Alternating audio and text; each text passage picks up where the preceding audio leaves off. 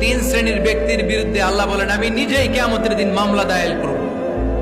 I will be against them in the day of judgment. Three categories of people I will be against them in the day of judgment.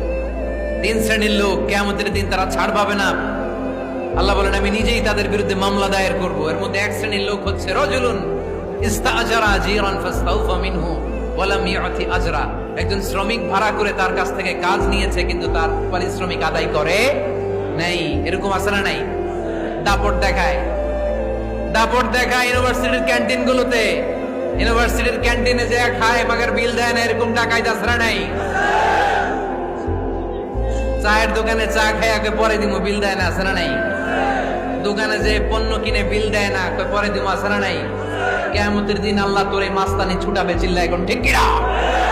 আনা খাসমুহুম, আমি নিজেই তাদের বিরুদ্ধে মামলা দায়ের করব। কথাটা কার?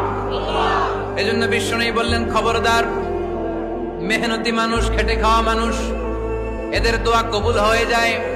আতুল আজিরা আজরাহু ক্বাবলা আন ইয়াজিফা আরাকুহু। খবরদার, বিশ্বনবী বললেন শ্রমিকের ঘাম শুকিয়ে যাওয়ার আগে তাদের পারিশ্রমিক মিটিয়ে দাও।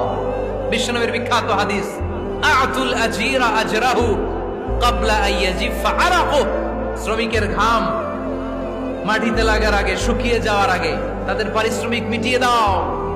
কেননা তারা যদি বদদোয়া করে তোমার জীবনকে জাহান্নাম বানিয়ে দিবে কে?